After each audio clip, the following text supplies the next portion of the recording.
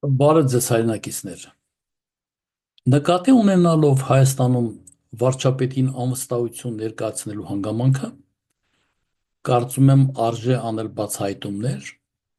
որոնք կարող են խնդիրը տեղափոխել սոցիալ-հոգեբանական, ինչու՞ չէ նաև բժշկագիտական տեսադաշտ։ Այժմ կանեմ համառոտ մեկնաբանություններ, որոնք երբևէ չեն զետեղվել հայաստանյան որևէ լրատվականներում կամ պարբերականներում, թերևս Հայաստանում կան գիտության բազմաթիվ նվիրյալներ, քաղաքագետներ, չասեմ հոգեբաններ կամ հոգեբուժներ։ Ներկայացվելիք այս մեկնաբանությունները, որոնք ունեն քաղաքական ենթատեքստ եւ ամբողջովին այժմյական են, հղում է արված գիտության նվիրյալների աշխատություններից։ Այդ աշխատությունները բացահայտում են, որ որևէ առանձին անհատների հայտնվելը, նույնիսկ տարբեր երկրների իշխանական վերնախավերում ունեն միևնույն մեխանիզմը եւ միմյանց անչափ նման են։ Հետաքրքիր է նաև, որ նույնիսկ տարբեր երկրների իշխանական վերնախավերում իշխանությունների կողմից կադրերի ընտրությունն է միմյանց նման։ Հայաստանյան իրականությունը բացառություն չէ, հետևաբար ներկայացվող նյութը ամբողջությամբ կարելի է վերագրել հայաստանյան իշխանություններին։ Մեկնաբանությունները զուտ գիտական են եւ առնչվում են իշխանության եկած անհատի կամ անհատների ոչ միայն մտային կարողությանը, այլև հոգեկան հավասարակշռության հիմնախնդիրներին։ Ես Վարդան Կարագյուզյանն եմ եւ բժշկագիտական տեղեկատվության եւ բժշկական կիբեռնետիկայի որակավորմամբ երկար տարիներ ղեկավարել եմ ամերիկյան բժշկական գիտական կենտրոնը Կալիֆոռնիա, Միացյալ Նահանգներ։ Մեկնաբանությունը վերաբերվում է իշխանության բարձրագույն օղակներում հայտնվելու ստանդարտ մեթոդաբանությանը, ինչպես նաև առանձին անհատների կողմից իրեն շրջապատող կադրերի ընտրությանը, հետևաբար իշխանության ձևավորմանը։ Երբեմն տրամաբանորեն մենք ինքներս կարող ենք հարց տալ. այդ ինչպես է, որ ոչ կոմպետենտ կամ որ նույնն է ոչ իրազեկ մարդիկ կարող են հայտնվել իշխանության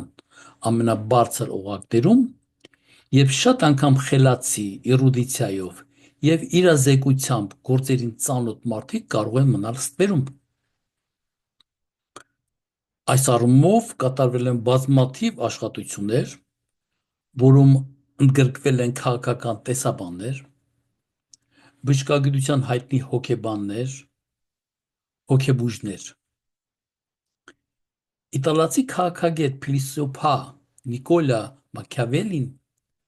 որի անունը զարմանալիորեն մոտ է Հայաստանի ներկայ անվանը, թերևս 16-րդ դարում նշել է, որ խելքը եւ իմացությունը կարող է խանգարել իշխանական վերնախավերում հայտնվելուն։ Նա իր գրքում, որը կոչվում է Միապետ, գրում է, որ ապագա բարձր ինտելեկտով կոմպետենտ կամ իրազեկ կառավարողները իշխանության հասնելու ճանապարհին ունենում են բազմաթիվ խոչընդոտներ, եթե իհարկե իշխանությունը իրենց չի ասել ժառանգաբար։ Իրազեկ անձինք, որպես կանոն, որևէ հարցի լուծմանը մոտենում են բոլոր տեսանելի եւ ոչ տեսանելի կողմերով։ Լինելով խելացի եւ խոհեմ, նրանք իշխանության բարձունքին հասնելու համար ժողովրդական լայն մասսաների կողմից պահանջվող խնդիրները վերլուծում են բազմակողմանիորեն եւ խորությամբ, լինելով նաեւ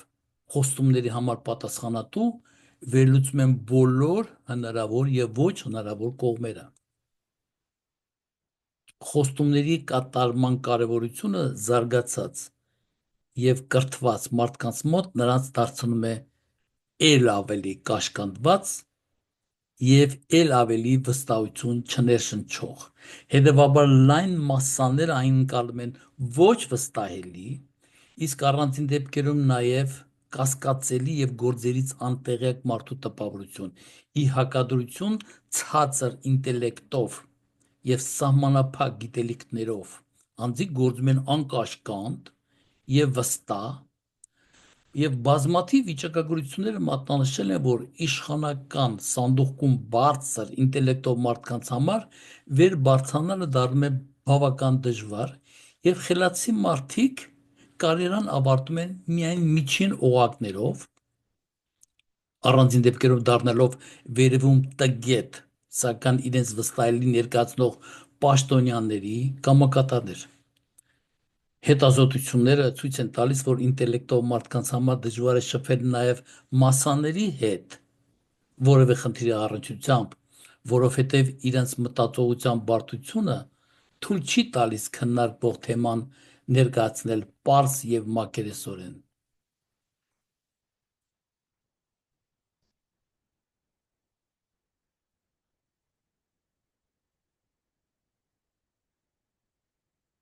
Այս դեպքում հարց է առաջանում. ինչպիսի մտային տիրույթի կամ ինտելեկտի տերմարդիկ կարող են վեր բարձրանալ իշխանական աստիճաններով։ Նա բազմաթիվ հետազոտություններ բացահայտել է, որ ցածր էրուդիցիայով կամ սահմանափակ գիտելիքներով մարդիկ որևէ հարցի վերաբերյալ կարող են տալ միայն պարզ լուծումներ, իսկ պարզ, հասարակ, առանց վերլուծության լիդերը սովորական քաղաքացումով ստեղծում է գործերից տեղյակ եւ վստահելի առաջնորդի պատրանք կամ տպավորություն։ 2012 թվականի Ստենֆորդի եւ Հյուսթոնի համալսարաններում կատարված հետազոտությունները ցույց են տվել, որ մարդու գլխուղեղը հակում ունի շրջապատ ընկալել պարզեցված տեսքով միայն։ Պարբերականներում նշված է, որ որևէ մեկը իր մտքերը ներկայացում է ինքնավստահ ձևով, ապա այն շրջապատի կողմից ընկալվում է որպես գործերին տեղյակ կամ կոմպետենտ։ Իսկ երբ նա ներկայանում է նաև վճռականորեն, ապա շրջապատի կողմից ընկալվում է նաև որպես հստակ մտածողություն ունեցող ապագա լիդերի։ Այդ կեղծ ինքնավստահ եւ կեղծ վճռական ընկալումն է, որ ոչ կոմպետենտ կամ ոչ իրազեկ մարդիկ կարող են արագորեն բարձրանալ իշխանության վերելակով։ Իհարկե, իշխանության վերին օղակներ թափանցելը պայմանավորված չէ միայն այս գործերով, այլև քաղաքական իրավիճակներով, սակայն իրադարձությունների վրա անչափ մեծ ազդեցություն ունեն խոստումներ շռայլելը, վստահ եւ իրազեկ ներկայանալը, ինչու՞ չէ նաեւ պարզ հաղորդակցվելը։ Սակայն իշխանության վերին օղակներում հայտնվելուց հետո գործում է տխուր իրավիճակ, երբ կես լիդերը ներքո զգում է իր ոչ կոմպետենտ լինելը, խոստումների անօրյագործելի լինելը։ Այդպիսի պայմաններում առաջի պլան է գալիս թեկուզ քիչ տեղյակ, սակայն իրենց սպառնացող կադրերի ընտրությունը։ Պաշտոններ են առաջարկվում մարդկանց, որոնք ոլորտին ծանոթ են թեկուզ սիրողական նշանակությամբ, լինելով թույլ եւ զեղծարար եւ նպատակ ունենալով ամրապնդվել իշխանությունում, նա իրեն շրջապատում է ավելի թույլերով եւ ոչ կոմպետենտներով, իսկ իշխանությունում ել ավելի ամրապնդվելու նկատակում կարող է օգտագործել իշխանական ռեսուրսները, այլ կերպ ենթականերին խրախուսելու համար պարգևավճարների կամ չարդարացած պաշտոնների տեսքով։ Տիպիկ հայաստանյան խճանկար գրված թերևս 400 տարի առաջ։ Դեռևս Նիկոլա Մակիավելին 16-րդ դարում գրել է, որ տիրակալի մասին կարծիք ունենալու համար բավարար է իմանալ, թե ովքեր են իրեն շրջապատում։ Նա նաև նշել է, որ թույլ տիրակալ իրեն շրջապատում է առավել թույլերով եւ ոչ կոմպետենտ տիրակալը իրեն շրջապատում է առավել ոչ կոմպետենտներով։ Պատկերացրեք, ինչպիսի կլինի խելացու մարդու հայտնվելը իշխանական կառույցներում, երբ նա տեսնում է հարցի պարզաբանման դժվարությունները, երբ ուրիշները տեսնում են պարզագույն որոշումներ։ Նա ընդունում է սահմանափակումներ, երբ մյուսները տալիս են աղաղակող խոստումներ։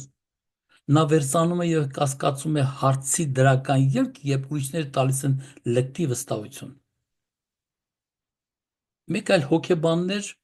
Դեվիդ Դանինգը եւ Ջաստին Գլուկերը որոնց մասին գիտական աշխարհը ծանոթ է որպես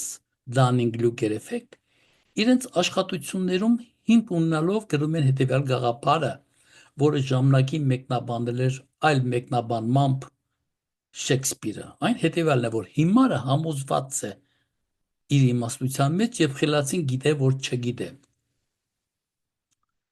Դոկտոր Տատոմա Կամուրը, որը կազմակերպչական հոգեբանության մասնագետ է, կոմպետենտ թեկնածուների գոյությունը ներկայացնում է որպես սպառնալիք կառավարման համակարգում եւ նշում է, որ լիդերները գիտակցաբար ընտրում են շրջապատում կամակատարներ, այլ ոչ թե գործերից իրազեկ մարդիկ։ Այսպիսով ստեղծվում է մի շղթա, որի հետևանքով բազմաթիվ իմպերիաներ են խորտակվել, չասենք երկրներ։ Ճապոնիայի իմպերատորներից մեկը Կամոդան ոչ կոմպետենտներին փոխարինելով կամակատարներով կորցրեց իր ամբողջ մեծ իմպերիան։ Բազմաթիվ են օրինակները Բրազիլիայում, Աֆրիկյան երկրներում։ Նույնը սպասվում է նաև Հայաստանի Հանրապետությունում, եթե միջոցներ չձեռնարկվեն։ Այս բոլորին, որը ծանոթ է քաղաքագործության պատմությանը, անհրաժեշտ եմ համարում անել որոշ մեկնաբանություններ ներկա վարչապետի վերաբերյալ բժշկագիտական տեսանկյունից։ Փաշինյանի մասնակցությամբ հանդիպումներում նկատելի է, այսպես ասած, ամեն ինչից հասկացող մասնագետի եւ ծայրահեղ ինքնագոհ հոգեխառնվածքի դերակատարություն։ Ժամանակակից շատ պարբերականներում, մասնավորապես ամերիկյան պարբերականներում հիշատակվում է, որ այն մարդիկ, որոնք ունեն բարձր ինքնագնահատում կամ նարցիսիզմ, արագ բարձրանում են իշխանական աստիճաններով, սակայն կառավարման ընթացքում լրիվ բացահայտում է դրանց ոչ կոմպետենտ լինելը, որին որպես կանոն հետևում է կազմաքանդումը։ Պարբերականներում նշվում է, որ ինքնագոհացումը կամ նարցիսիզմը ոչ պրոֆեսիոնալ լինելու հետևանք է, իսկ նպատակը լայն մասաներին նրանց վրա վստահություն թողնելն է։ Նշվում է նաև, որ ինքնագոհացում ապրող մարդիկ իրենց համարում են ամեն ինչից գիտակ, բարձր ինտելեկտի տերանձնավորության, երբ իրապես բարձր ու էրուդիցիայով մարդիկ հակում ունեն կասկածելու իրենց իմացության սահմանները։ Ժամանակի ընթացքում ինքնագոհ հոգեխառնվածքին միանում է շրջապատի կարծիքների անտեսումը, առանձին դեպքերում նաև արհամարանքը, որի հետևանքով որպես կանոն առաջի պլան է գալիս այլ վարքագիծ, որը բնութագրում է որպես ոչ adekvat։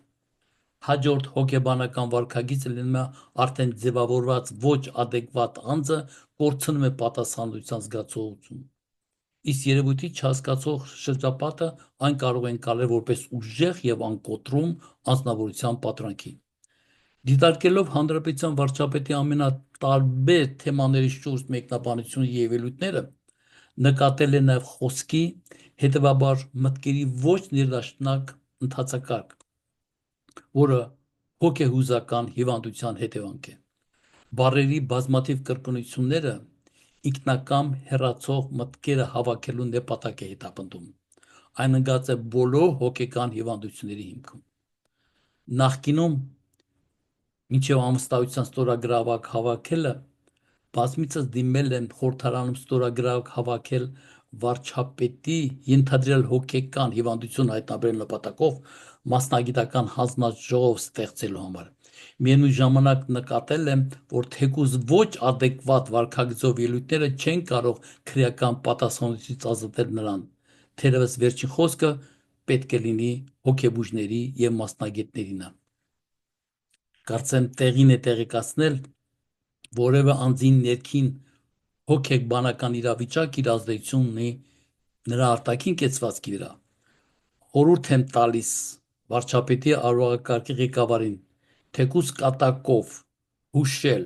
իհարկե այն կլինի իր աշխատանքային վերջի օրը, չասենք քննչական մարմինների կողմից ստացված ծանոթացման նախորդ օրը, ուղիղ քայլել, քայլերի ծնկները չծալել, ոչ թե մեծ քայլերով ոտքերը ուղիղ գցելով, ամբողջ մարմինը տեղափոխել ձախ կամ աջ կողմ,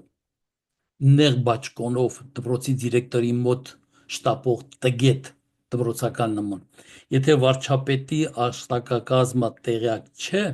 ապա տեղեկացնեն, որ բոլոր երկրների ղեկավարներ ունեն հոգեբանական խորհրդատուներ եւ ուշով հետևում են հավանական հանդիպան հյուրին, առանձին դեպքերում կատարելով հոգեբանական ազդեցություն։ Հայաստանի վարչապետը ոչ միայն ունի հոգեվիճակը պահպանող մասնագետ, այլև լինելով որպես հոգեպես անհավասարակշռված հանդիպումների է գնում թեկուզ խոցելի հոգեվիճակով։ Ինձ որպես հայի ցավալի է Հայաստանը ներկայացնող թեկուզ արտաքին կեցվածքը։ Վերջում թույլ տվեք նկատել, որ իշխանության վերին օղակներում հայտնված պսիխոպաթ պաշտոնյաներին չպետք է նույնացնել իսկական հայ մարդու հետ։ Անվստահություն հայտնելը ներկա իրավիճակում անչափ անհրաժեշտ է։ Ես Վարդան Կարագյուզյանն եմ, շնորհակալություն։